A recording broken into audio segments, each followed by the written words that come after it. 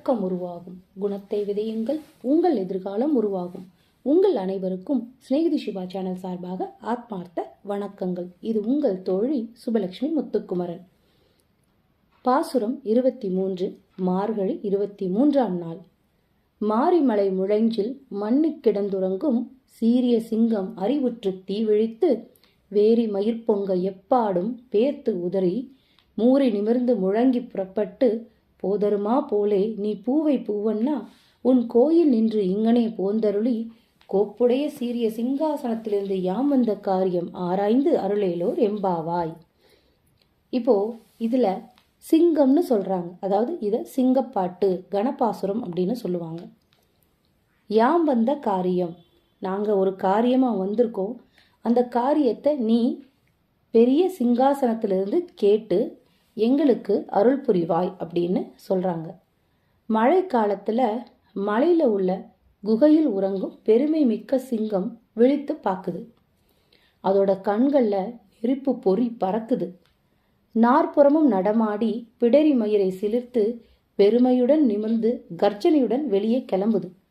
அதுபோல காயாம்பூ நிறத்தை உடைய கண்ணனே, நீயும் வீர நடை போட்டு உன் கோயில், அதாவது வீடை தான் சொல்றாங்க, அதுல இருந்து வெளியேறி இங்கே வந்து அருள் செய்வாயாக.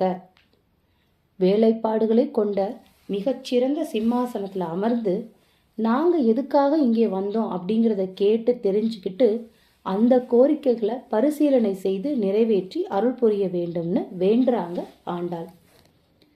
எதிர இருக்கிறவங்க கடவுள் என்பதற்காக வீட்டை கொடு, பொருளை கொடு, நகையை கொடு, வாகனத்தை கொடுன்னு நம்மளோட கோரிக்கைகளை ஆண்டவன் முன்னாடி அடுக்கி அடுக்கி வைக்கக்கூடாது.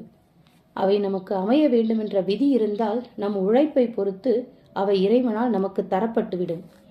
எனவே நியாயமான கோரிக்கைகளையே இறைவன்கிட்ட சொல்லணும்.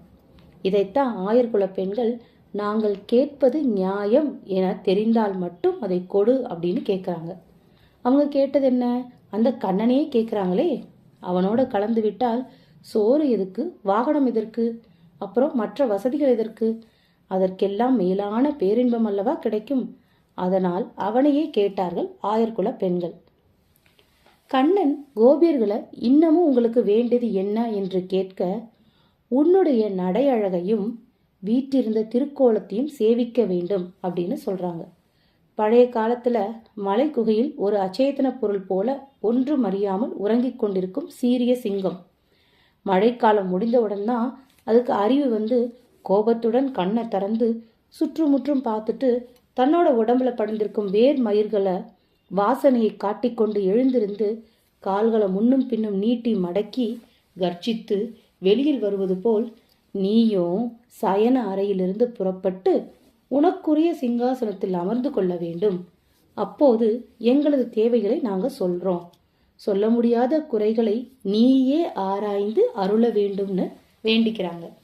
இங்க சொல்றாங்க இல்லையா, சொல்ல முடியாத குறைகள். அதே மாதிரிதான் நாமளும் கோயிலுக்கு போய் கடவுள்கிட்ட பிரார்த்தனை செய்யும்போது அது வேணும் இது வேணும் அப்படின்னு கேட்டுக்கிட்டே இருக்காம, கடவுளே எங்களால சில குறைகளை சொல்ல முடியல, எனக்கு என்ன வேணும் நீனே தெரிஞ்சுக்கிட்டு அதை அருள் புரியுன்னு நாம வேண்டிக்கணும். இதைத்தான் ஆண்டாள் இந்த பாசுரத்துல அழகா சொல்லித்தராங்க. கண்ணனுடைய நின்ற திருக்கோலத்தையும் நடையழகையும் கண்டு ரசிக்கிற அந்த அழகை ஆண்டாள் இந்த பாசுரத்துல ரொம்ப அழகா விவரிச்சிருக்காங்க. இந்த பாசுரமும் இதை விளக்கின முறையும் உங்களுக்கு பிடிச்சிருந்தா நீங்க லைக் பண்ணுங்க, ஷேர் பண்ணுங்க, மறக்காம ஸ்நேகிதி சிவா சேனலை சப்ஸ்கிரைப் பண்ணிடுங்க. இத்துடன் உங்களிருந்து விடைபெறுவது உங்கள் தோழி சுபலட்சுமி முத்துக்குமரன். வாழ்க வளமுடன். ஆத்ம நமஸ்தே. ஹரே கிருஷ்ண. வெற்றியுமதே.